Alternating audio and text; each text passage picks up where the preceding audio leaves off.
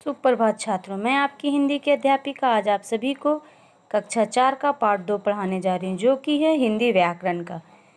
पाठ 2 का नाम है वर्ण विचार। तो आइए जाने सबसे पहले कि हम वर्ण कहते हैं किसको हैं।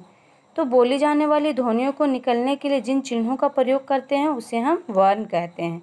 जैसे कि हमें मान लीजिए नौ लिखना है, तो नौ लिखने के लिए ना में आकार की जो मात्रा लगाते हैं और वाह में, तो वो हमारा जो है वो मात्रा ही हमारा वर्ण कहलाता है। तो ध्वनियों को लिखने के लिए कुछ चिन्ह होते हैं, हर ध्वनि को लिखने के लिए अलग अलग चिन्ह होते हैं, तो उसी को हम लोग वर्ण कहते हैं। हिंदी में दो प्रकार के वर्ण होते हैं, स्वर वर्ण और व्यंजन वर्ण। स्वर वर्ण जो है वो वर्ण किसी अन्य ध्वनि की सहायता के बिना बोले जाते हैं, उन्हें हम स्वर्ण वर्ण कहते हैं। इन वर्णों का उच्चारण करते समय हवा बिना रुकावट के मुख से बाहर आती है। हिंदी वर्णमाला में निम्नलिखित 11 स्वर होते हैं: आ, ई, बड़ी ऊ, री, ए, ओ, औ। ये सारा जो है स्वर है। तो ये सारे 11 स्वर हैं। इसके अलावा अन और आह का भी प्रयोग होता है, ये भी स्वर ही हैं, लेकिन ये ना तो स्वरों के साथ ही होता है, लेकिन ये ना तो स्वर हैं और ना व्यंजन। ये जो है अयोग वह है। स्वर के जो भेद हैं दो प्रकार के होते हैं, ह्रस्व स्वर और दीर्घ स्वर। ह्रस्व स्वर जो होता है उसका अर्थ होता है छोटा, यानी जितनी भी छोटी मात्राएं हम लगाते हैं उसे हम लोग ह्रस्व स्वर कहते हैं। दीर्घ स्वर का अर्थ होता है बड़ा, यानी कि जितनी भी बड़ी मात्राएं हम लगाते हैं उसे हम लोग दीर्घ स्वर कहते हैं।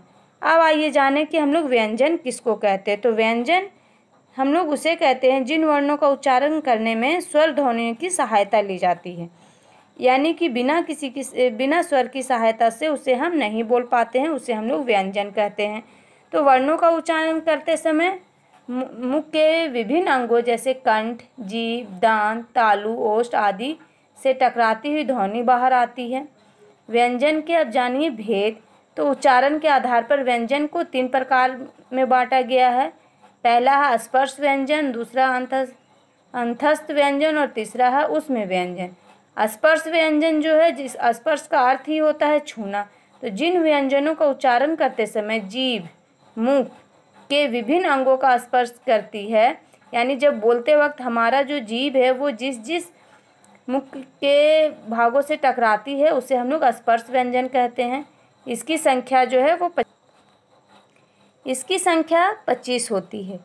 इसको हर एक को 5-5 भागों में बांटा गया। जैसे का वर्ग, का के वर्ग के अंतर्गत का से अंगा, यानी ये कंठ से निकलने वाली आवाज़ है।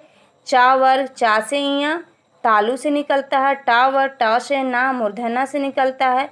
ता वर्ग दंत से और पा वर्ग ओष्ठ से।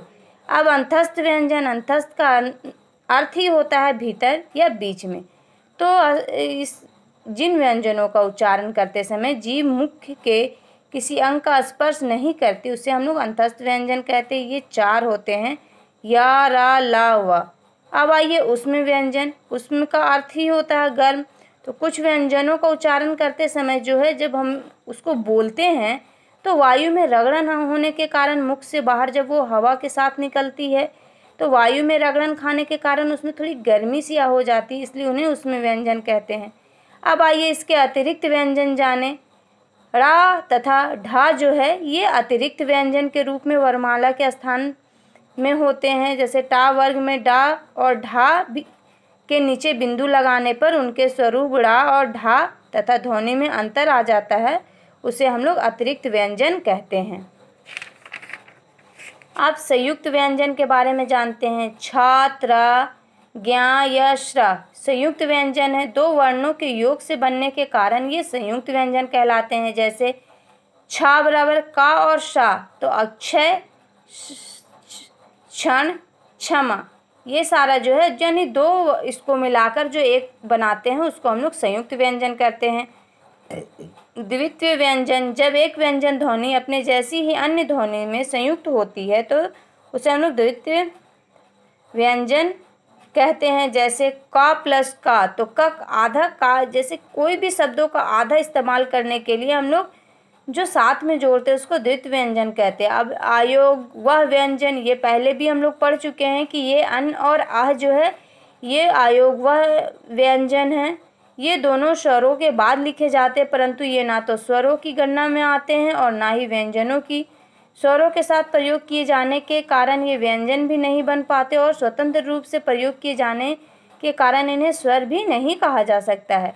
तो किसी के भी साथ स्थान ना पाने के कारण इन्हें हम लोग अयोगवाह कहते हैं। अब आइए अनुस्वर। अनुस्वर एक बिंदु है जो भी किसी भी व्यंजन के साथ ऊपर हम लोग लिखकर उसमें, जैसे कावर, चावर, टावर, तावर, पावर, किसी भी व्यंजन के अंतिम में वर्णों में आधर्ष के समान नासिक के रूप में लगाते, जैसे कंधा, चंचल, शंभु आदि। अब अनुनासिक। अनुनासिक हम चंद्र बिंदु को कहते हैं, इसे हम लोग चंद्र बिंदु भी कहते हैं। तो इसका चिन्ह होता है आधे चांद के आकार का और एक बिंदु जो कि किसी भी व्यंजन के ऊपर लिखा जाता है। इसमें स्वरों का उच्चारण नाक और मुंह दोनों से किया जाता है, जैसे मुंह, हंस, आँख, चांद आदि। विसर्ग। संस्कृत में हिंदी में आए कुछ ऐसे शब्दों के साथ विसर्ग चिन्ह का प्रयोग किया जाता है और उसका उच्चारण जो हल्के हा के समान होता है, जैसे अतः, पुनः, प्रातः आदि। ये सारे शब्द जो है विसर्ग के अंतर्गत आते हैं। अब आइए रा। रा वर्ण का प्रयोग हम लोग किस प्रकार करते हैं? तो रा वर्ण का प्रयोग हम लोग 3 प्रकार से करते हैं। किसी भी वर्ण के ऊपर लगाकर, किसी भी वर्ण के नीचे लगाकर, या किसी भी वर्ण में टा और डा के साथ मिलने पर रा के रूप में आता है। तो जैसे कि वर्ष, शर्म, प्राचीन, ट्रक, ट्रेन, ये सारे रा वर्ण का प्रयोग है। तो पाठ यहीं पे समाप्त हुआ। आशा करती हूँ कि आप सभी को ये पाठ अवश्य समझ में आया होगा। धन्यवाद।